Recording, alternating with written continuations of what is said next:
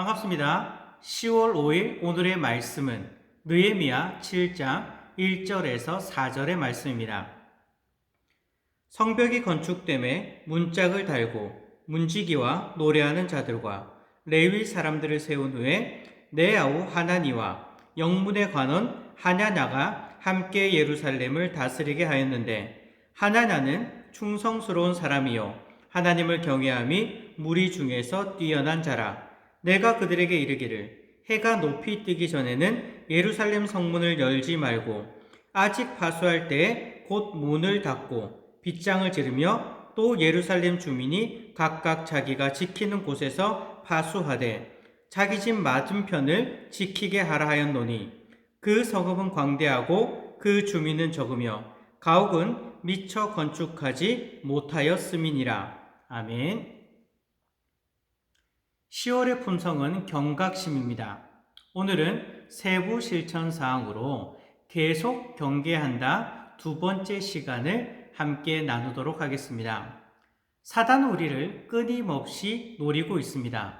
그렇기 때문에 우리는 이러한 사단의 공격을 알고 늘 깨어서 경계해야 합니다. 오늘은요, 이런 질문을 한번 드리고 싶습니다. 언제 우리의 경계가 풀어지기 쉬울까요?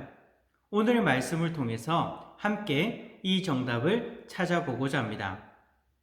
우리는요, 이런 말을 종종 합니다.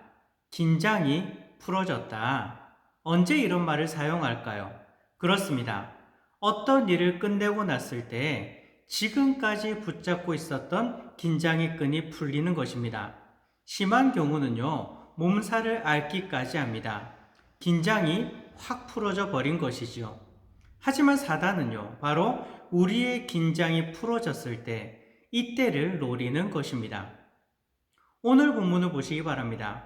바로 앞장인 6장 15절을 보면 성벽 공사가 끝났다고 말씀하고 있습니다. 느헤미야나 그리고 예루살렘으로 돌아온 백성들의 입장에서는요, 성벽 재건이라는 큰 사명을 완수한 것입니다. 그렇다면 당연히 백성들의 마음에는 이제 좀 쉬고 싶은 마음이 들지 않을까요? 하지만 느헤미야는 이런 백성들을 향해서 이렇게 명령합니다. 3절을 보면요, 해가 높이 뜨기 전에는 성문을 열지 말라는 것입니다. 그리고 성문을 닫을 때에도 파수꾼이 경계를 서고 있을 그때 성문을 닫으며 백성들 모두가 각각 자기가 맡은 부분을 열심히 경계하고 지켜라라고 그렇게 명령하고 있는 것입니다. 즉, 성벽 재건의 사명을 완수했으니 얼마간은 조금 쉬고 싶은 마음일진데, 느헤미야는 참 매몰차입니다. 여전히 백성들에게 긴장을 절대 놓아서는 안 된다. 오히려 계속해서 경계하고 있어야 된다. 이렇게 다그치고 있는 것입니다. 왜 그럴까요? 4절에 그 이유가 나와 있습니다. 예루살렘 서금은요, 크고 광대합니다. 그런데 거기에 비해서 주민들의 수는 얼마 되지 않았습니다. 적들이 침공하려고 마음만 먹으면 얼마든지 침공할 수 있는 그런 상황인 것입니다. 오히려 적군들은 이렇게 생각하지 않을까요? 이스라엘 백성들이 성벽을 재건하고 지금 긴장이 풀린 상태입니다. 시간이 지나면 다시 그들도 긴장의 허리띠를 맬 테니까 지금이 기회입니다. 지금이 우리가 공격할 기회입니다. 이렇게 하지 않을까요? 그렇기 때문에 느헤미야는요, 한순간이라도 긴장의 끈을 놓치지 못하게 하는 것이에요. 긴장의 끈이 가장 풀리기 쉬운 그 순간, 느헤미야는요, 긴장을 풀지 못하도록 계속 경계하도록 명령하는 것입니다. 정말 참된 지도자가 아닐까요? 사단이 우리를 공격하는 방식도 바로 이렇다는 것입니다. 우리가 어떤 일을 완수하고 긴장의 끈이 풀리는 바로 그때 우리를 공격하는 것입니다. 상식적으로 생각해봐도 바짝 긴장해서 깨어서 경계하고 있을 때와 우리가 완수의 기쁨을 누리며 경계가 느슨하게 풀어져 있을 때 어느 때를 공격의 기점으로 삼을까요? 당연히 경계를 늦추는 그 순간이 바로 적들은 공격할 수 있는 가장 좋은 기회가 되는 것입니다. 우리는 어떤 일을 완수하고 나면 긴장이 풀리는 것 당연하다고 생각합니다. 물론 인간적으로 봤을 때에는요, 이해는 됩니다. 하지만 경계를 푸는 그 순간이 바로 우리가 공격을 당할 수 있는 가장 큰 위험에 노출되어 있는 때임을 기억하시기 바랍니다. 저는 오늘 말씀을 준비하면서 옛날에 김연아 피겨스케이팅 선수가 이런 이야기를 했던 이야기가 기억이 났습니다. 김연아 선수는요, 7살 때 스케이트 선수를 시작했습니다. 그리고 여러 차례 밝힌 자신의 목표대로 올림픽 금메달이 자신의 최고의 목표였습니다.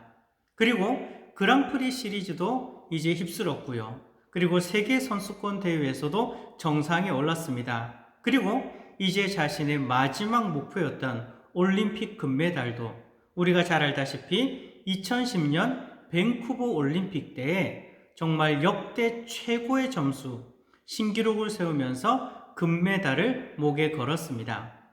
김연아 선수의 자신의 평생의 목표를 다 이룬 것입니다. 근데 문제는 무엇일까요?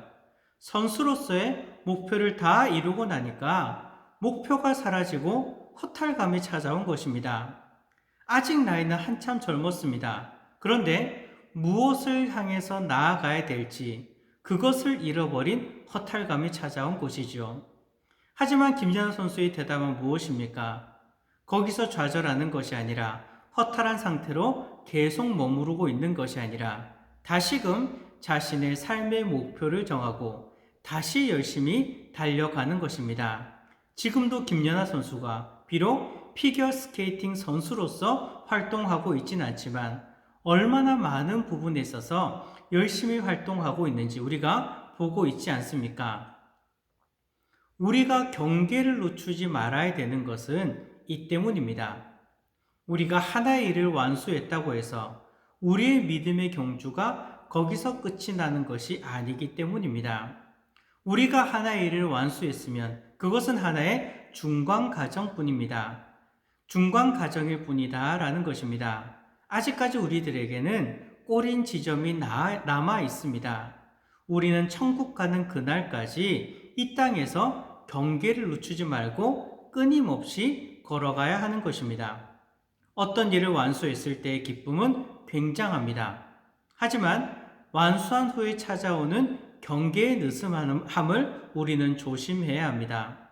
사단은 우리의 경계가 풀리는 그 순간을 틈타 공격합니다.